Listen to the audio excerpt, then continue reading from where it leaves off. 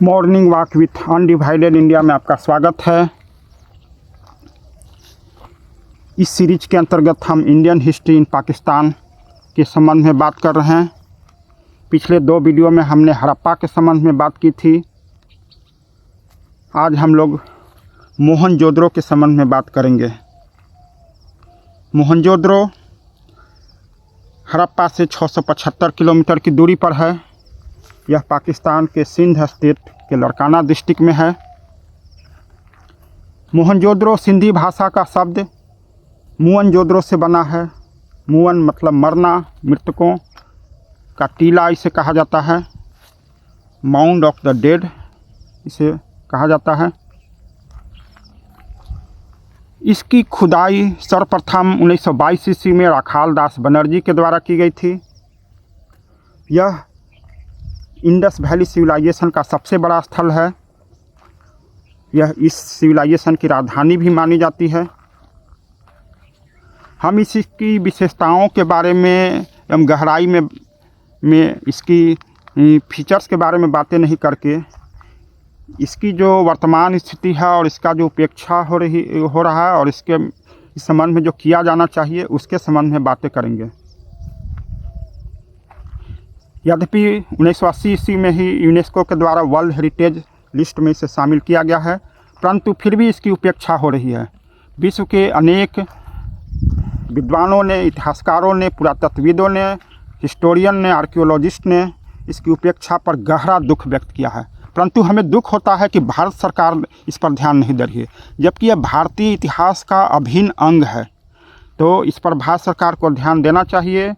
पाकिस्तान सरकार पर दबाव बनाना चाहिए। यहाँ की स्वच्छता पर ध्यान देना चाहिए। यहाँ स्वच्छता नहीं है, गंदगी रहती है और यहाँ के जो पुरातात्विक स्थल हैं उसे छेड़छाड़ की जाती है। यहाँ पर कार्यक्रम प्रोग्राम आयोजित किए जाते हैं। तो इस संबंध में भारत सरकार को कुछ करना चाहिए। विश्व समुदाय के द्वारा, यूनेस्को के द्वारा पाकिस्तान सरकार पर दबाव बनाना चाहिए। भारत के लोगों को इससे जोड़ना चाहिए। भारतीय विश्वविद्यालयों को जोड़ना चाहिए, आर्कियोलॉजिस्ट को जोड़ना चाहिए, पुरातात्विक संस्थानों को जोड़ना चाहिए। राजस्थान सीमा से यह बहुत ही निकट है, तो यहाँ से बस सेवा शुरू की जानी चाहिए। भारतीय विद्यार्थी प्रोफेसरों को वहाँ जाना चाहिए। इसके लिए भारत सरकार को प्रबंध करना चाहिए। तो अनेक बहुत ही दुख की बात है, अनेक विद्वान जो जर्मनी के कुछ हैं, यूरोप के विद्वान हैं, उन्होंने बहुत ही दुख व्यक्त किया है इसकी उपेक्षा के बारे में। यह भारतीय इतिहास का अभिन्न अंग है। तो सबसे अधिक तो विश्व के इतिहासकार, पुरातत्वविद इस पर ध्यान दे रहे हैं, इस पर दुख व्यक्त कर रहे हैं इसकी उपेक्षा पर। तो भारत सरकार क्यों नहीं ऐसा कर रही है, जबकि यह भारतीय इतिहास का अभिन्न अंग है। भारतीय इतिहास का प्रारंभ यहीं से हो रहा है। तो इस पर भारत सरकार को ध्यान देना चाहिए,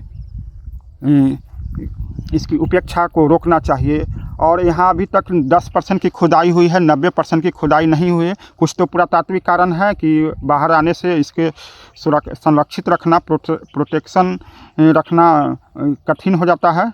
लेकिन फिर भी कुछ जो महत्वपूर्ण स्थल हैं, उसे रिमोट सेंसिंग, आधुनिक जो हैं मॉडर्न टेक्नोलॉजी के द्वारा इसकी खुदाई, जो महत्वपूर्ण स्थल हैं उसकी करनी चाहिए और उसे प्रिजर्व करना चाहिए, संरक्षित करना चाहिए। इसके लिए प्रयास करना चाहिए। 1965 के बाद से अभी इसकी अब कोई खुदाई नहीं हुई है। तो यहाँ के स्थलों का एक सर्वे होना चाहिए और देखना चाहिए कि किसकी खुदाई हो सकती है, कहाँ पर पुरातात्विक जो आर्कियोलॉजी के दृष्टि से जो इम्पोर्टेंट कुछ मिलते हैं तो उसकी खुदाई होनी चाहिए और उसको प्रिजर्व करना चाहिए। किस तरह से है, आजकल तो मॉडर्न टेक्नोलॉजी है, उससे इसको प्रोटेक्शन किया जा सकता है। तो इस संबंध में भारत सरकार को ध्यान देना चाहिए और भारत से, राजस्थान से यहाँ के लिए बस सेवा शुरू की जानी चाहिए। जैसे कि हड़प्पा के लिए भारतीय पंजाब से शुरू किया जाना चाहिए। यह भारत की सीमा से बहुत नज़दीक है। हड़प्पा भी निकट है, मोहनजोदड़ो भी नज़दीक है। इसलिए इसको भारत से यदि जोड़ा जाएगा तो यहाँ का विकास भी होगा, संरक्षण भी होगा और पाकिस्तान को भी लाभ होगा, पूरे विश्व समुदाय को लाभ होगा। या यूनेस्को का सूची में शामिल है तो यह पाकिस्तान का स्थल ही नहीं है, यह तो भारत का स्थल है और ये विश्व का स्थल है। इसलिए इस पर ध्यान देना चाहिए। हम आगे भी जो पाकिस्तान में भारतीय इतिहास के जो चिन्ह हैं, भारतीय इतिहास के जो प्रतीक हैं, जो भारतीय इतिहास का अभिन्न अंग है, उसके बारे में हम बात करते रहेंगे। और तो अब तक आपने इस चैनल को सब्सक्राइब नहीं किया है तो अवश्य सब्सक्राइब करें। धन्यवाद।